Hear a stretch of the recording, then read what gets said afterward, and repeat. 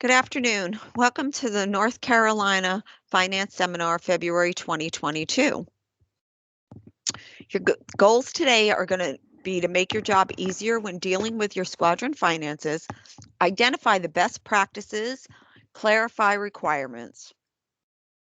Some of the topics we're going to go over today are deposits, what you must do, why each step is so important, check requests and reimbursements, donations, budgets, EFS and WEX cards, business meals and entertainment forms, the CAP 172, end of year processes, pilot invoicing, Docusign, WIMMers and ORMs, finance officer's responsibility, merchant services, and where you'll be able to find all the forms and the finance regulations.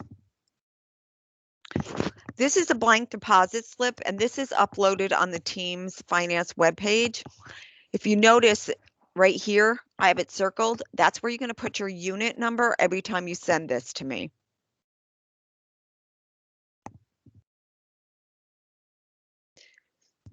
This is the Form 36 deposit record. This form is also found on the team's finance page. This form has drop-down lists that you can use to help you maneuver through that. You're going to fill out the blank deposit slip and include the unit number. You're going to fill out the Form 36 unit deposit record showing which line item you want each check or cash to go to. You're going to make copies of the front of all your checks, and you're going to write deposit only on the back of all your checks. You can also go out to the store and buy one of those cheap stamps that says the same thing. And this is an explanation on how the deposits are processed. The email is received at Wing with all the above attached. Everything gets downloaded, including a copy of the stamped slip from the bank. All items received are confirmed, and I make sure they match the Form 36. So when I go to process the deposits, each step that I do is I create an invoice for every person that's on that unit deposit record. And then I make sure that it's going to get posted to the proper line item. I assure that the correct profit and loss budget to actual reports match it. I receive each invoice as a payment. I assure that all the invoices have been completed. Then I go to make the deposit. I add all the items to the Squadron's account, save all the deposit attachments as a PDF file, and then the PDF file gets attached to the deposit in QuickBooks. It's very important for me to know which line item you want each check or cash to go to for each person on the deposit. Please also use the description box on the unit deposit record, and that just kind of helps me know exactly what it was used for. The North Carolina Wing Form 35 is the form that you use for reimbursements on each account or for each person that is getting that will be getting payment. Fill out the form completely. You make sure your charter number's on there, which is your unit number, the name, address, and telephone number for for the person that's getting reimbursed. I need to know the vendor information. List the general ledger account name and number using the drop-down box. Write a description of what they purchased it for and the amount. Attach all the receipts and the invoices, and these must show all the items purchased, and the dates have to be showing also on the receipts. For vendor reimbursement, a W-9 form must be attached for anything over $500. You must submit to Wing quickly. Member cannot be paid if submitted more than 60 days from the receipt date. Items will be sent through Docusign for your finance committee's approval. And this is the Form 35 check request, and it just kind of shows what needs to be filled in. And this is right here is where your drop-down list is, and then I'd need to know that it's cleaning supplies. And then just make sure that these items, the amounts here, add up to this. I've seen actual mistakes on these, and I'm not sure why it's supposed to subtotal it for you. Donations, contributions are usually monies or items given without expecting anything in return. In other words, if someone donates something, whether it be money or an item, they do not receive anything in return except a receipt showing that they donated. If they come in and they pay for a raffle ticket to win an item, that's not considered a donation. That's actually considered a fundraiser. Each person or company that gives us a donation must receive a donation receipt. The donation receipt comes from the wing level and can only be signed by the wing finance officer or Colonel A. This is why it's so important to make sure copies of checks are sent to the wing from your deposits, because that is where I grab the addresses from.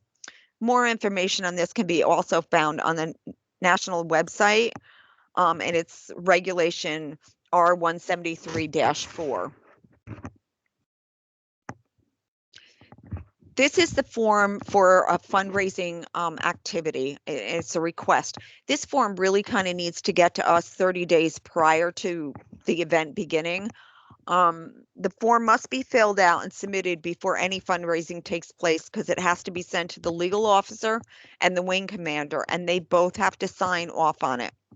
Another important thing is, don't just write in for the proposed dates, fiscal year or the month of that year. I need specific dates. For example, I need, if you're going to do it for the fiscal year, it would be, say, October 1st through September 30th, and that's just an example.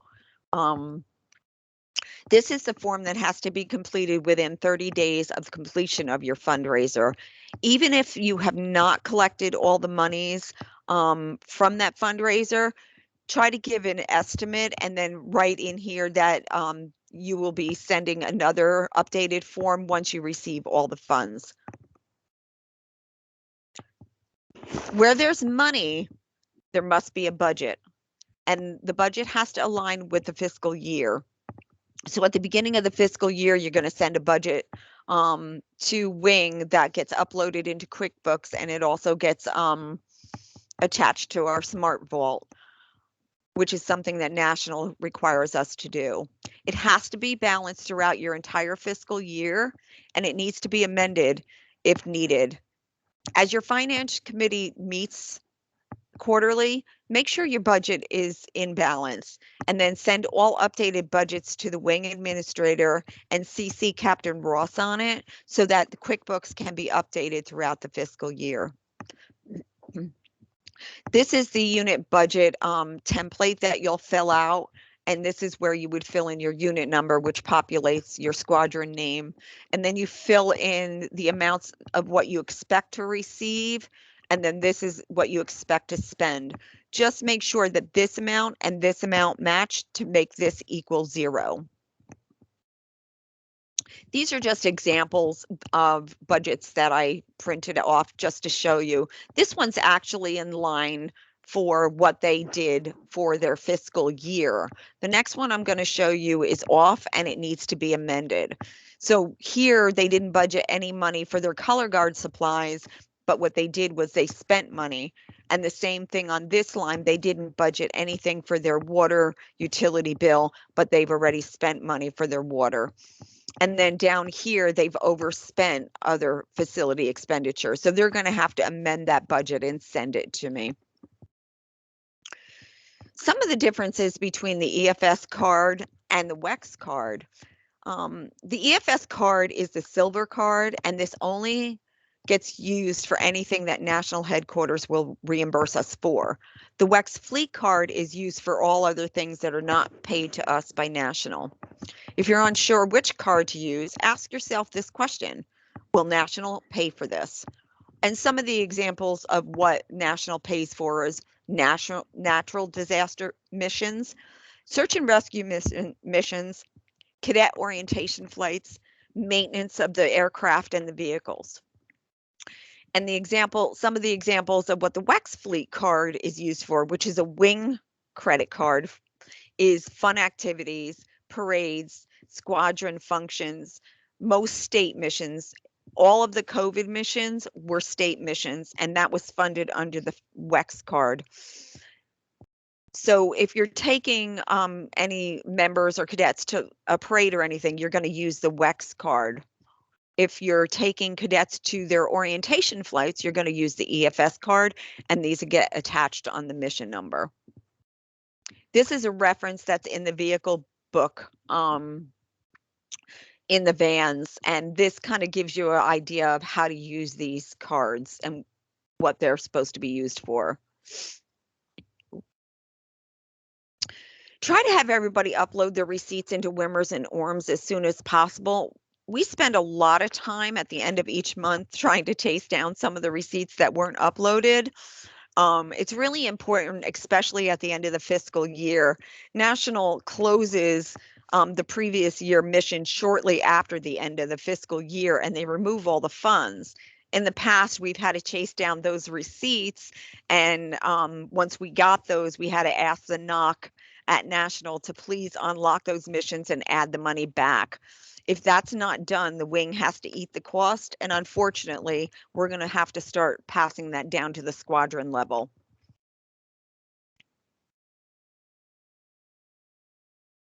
Okay, this is business meals and entertainment forms. These forms are specifically used for when any business is discussed and food is provided. This can be a finance committee meeting for the squadron. It can be commander's calls. You can attach a list of who is in attendance. You don't have to put them all down on the form. I have example form on the next slide, but just make sure that I get that along with anybody that's being reimbursed. And this is the business meals and entertainment forms. So the person that's running the function or purchase the food, their name would go here. You would put in the business purpose, the date of the event, where it was located, and then you can either attach a form or you can list everybody's names here. Down here, you're going to put the business name of where you purchased the food from, and then the amount, and make sure this totals up. The person that is being reimbursed should be the person signing the form and sending that along with the Form 35. Cap 172. This is probably the most important form that's filled out by the squadron's finance committee. At the beginning of each fiscal year, this form must be filled out and sent to Wing, where it will be electronically signed in Docusign by each committee member. And then I have to upload this into Smart Vault. The wing has to have them all in Smart Vault by September 30th. So what I've been doing in the past is helping you guys out, and I fill out that form for you with the current people that are on the finance committee, and you just let me know whether or not there's been any changes. If you have recurring charges, they also must be put on the cap 172 under section B. And anytime there's a change in command or the finance committee, I need to get a new cap 172 filled out, and it has to be sent to me. I don't get notified when there's a change in the finance committee unless you notify me. And the same thing happens is when there's a change in command, I'm not always aware of that. So you guys need to be vigilant and keep an eye on that, and then get me these forms in a timely manner. I cannot reimburse anybody if it's not signed and uploaded in a timely manner. This is the form cap 172. Just remember too that if you need any help filling any of these out, I'm always available. Captain Ross is available to help you. But just make sure if somebody is listed up here, they need to be listed down here.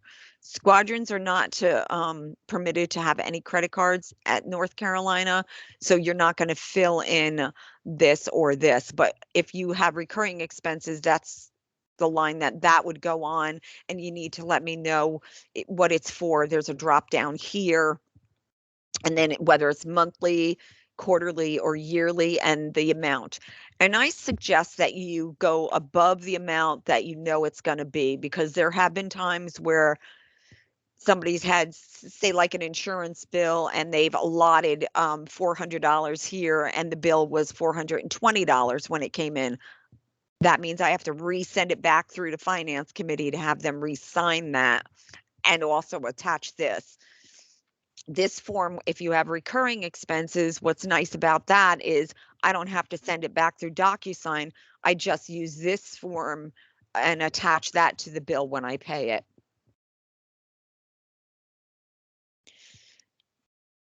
Even though our fiscal year ends September 30th, we technically start getting ready for it before August 1st, since there's a number of things that have to be completed by certain dates. I usually get all these items ready and get them sent out to you guys starting in August, including a list of what the Squadron finance officer's responsibilities are. This list tends to change a little bit each year, so I always have to wait till I get it from my WIFA, Wing Financial Analyst. She's my boss, and she usually sends me that towards the end of July, beginning of August, so that I can start preparing the cap 172 for you. And then I also like to send you guys your budget to actual for the prior year, last year's budget, and then a blank budget form for you to fill out. Remember, when we all work together, it makes things so much easier on all of us. And I'm here to help you with whatever you need. This is just a sample of the checklist, and I've kind of highlighted what the Squadron finance officer is responsible for. Like I said, not everything on here applies to you guys. Most of it is at the wing level. And this is the rest of the pages for that form.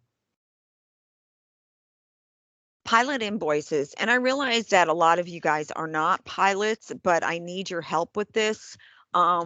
I usually try to send out the pilot invoices between the 3rd and the 10th of each month. And this is only for member-funded flights. The member will pay for all their fuel, but they'll also receive an invoice for their flight hours. Wing gets billed quarterly by National for all member flight hours. So it's really important that the invoices are paid in a timely manner. And that's where I need your help.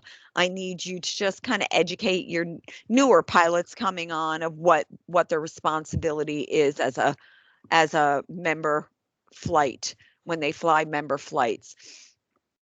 And also, if they've flown in the previous month and they know it and they haven't received a bill from me, have them reach out to me so that I can double check to make sure why they didn't receive an invoice.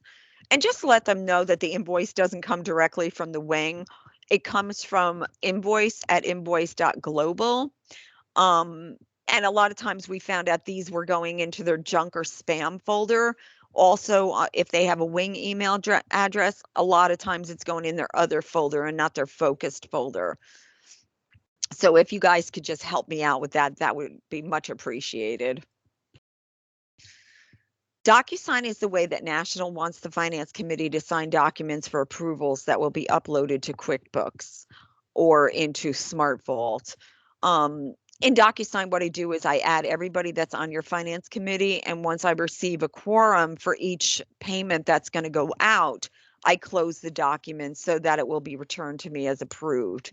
Physical signatures are no longer required on finance forms, especially during COVID. This became a problem. Not specifically for our wing, but for other wings. The emails were going from one person to the next person for their signature. And by the time it got to the wing level, you couldn't read any of it. So that's why they prefer that we use Docusign now. Another thing we've also replaced is we're starting to use a company called Merchant Services, which is where all the pilot billing goes out of also. Merchant Services is the money, is the credit card application that we're going to use for all of our events that we're going to start doing. We used to do PayPal, but now we're going to use this one.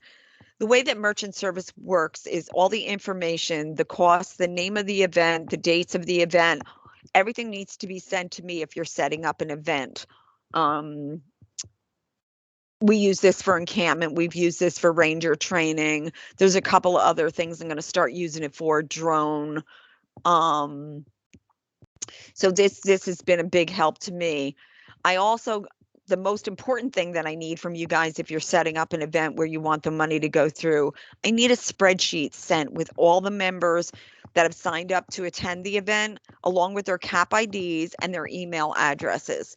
This is the way things are tracked in Merchant Services. Their CAP IDs is a significant number specifically to them, and it just makes it easier if I have like 4 or 5 events going on at the same time, along with the pilot invoices. it breaks it down by event on a spreadsheet that I set up with the WIFA who creates the payment link for us. So once I start receiving all of this information, I can reach out to that WIFA and she'll create the payment link for the event. Once I have the spreadsheet, even if people change on that, people are added, people aren't attending, I have something I can link the payments to on that spreadsheet that the WIFA and I will set up for each event. Merchant Services sends me daily reports for all the payments, and that's how I post all the payments in QuickBooks. I can also update the original spreadsheet to reflect the payments. This way, the person running the event also knows who's paid and who has not paid. I found that Merchant Services has done a much better job separating out the payments, and that is why we use the CAP IDs. PayPal didn't break it down using any identifiers, so sometimes it got a little confusing if I had a couple events going on at the same time and the price was the same. So it really does help me out when I get that spreadsheet. I also found out the best way to do a spreadsheet is to have one that's shareable on the North Carolina Wings team site. And this way you have access to it, I have access to it. This way when the changes come through, somebody's added, we can make sure that I send them that payment link. The only thing I do ask is when we use this spreadsheet in Teams that if somebody can't attend the event, they're sick, they're going out of town, something happened, they just can't attend the function, we're going to highlight them in a different color. We're not going to delete them off that spreadsheet. The next thing we're going to talk about is the form that shows that we're a nonprofit. This form is sometimes requested by the people that do work for us or if they donate money to us. It gives a tax ID. However, the donation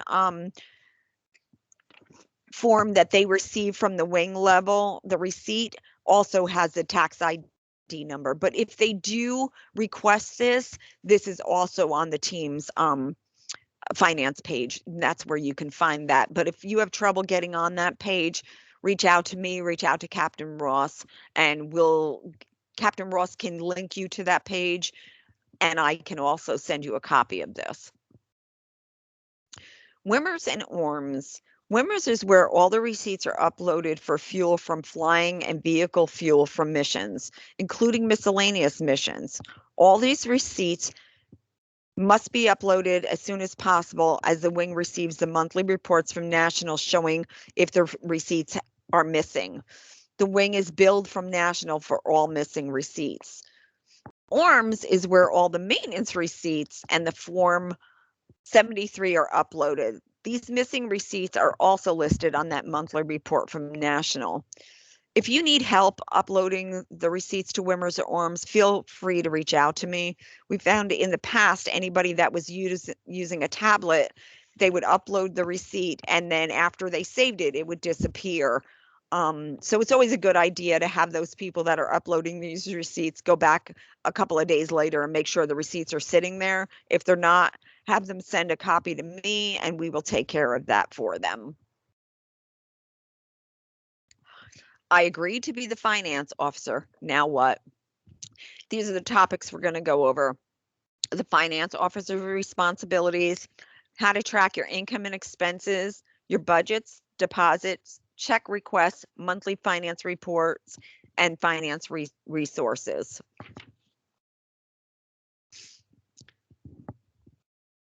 The finance officer's responsibilities are found in the Regulation 173-1 on the national website. But you're going to complete the CAP 172, the beginning of each fiscal year, change of command, change of your finance committee members, or if you have to add or remove a monthly recurring expense. You're going to maintain an adequate system of internal accounting controls. Learn how to conduct fundraising activities according to the CAP report 173-4.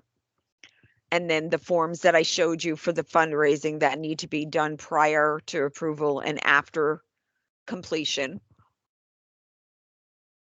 And then we're gonna make sure all the checks are sent to us so that receipts can be sent to anybody that donates us money. Units may not overspend their cash balance. The finance committee needs to meet at least quarterly and maintain your minutes with dates and list of attendees.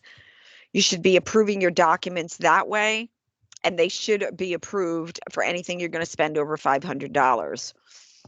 These reports are going to be maintained at the squadron level. They don't need to come to wing, but I need to see an email or something showing that you guys had a meeting and that you approved something that you're going to spend over the $500.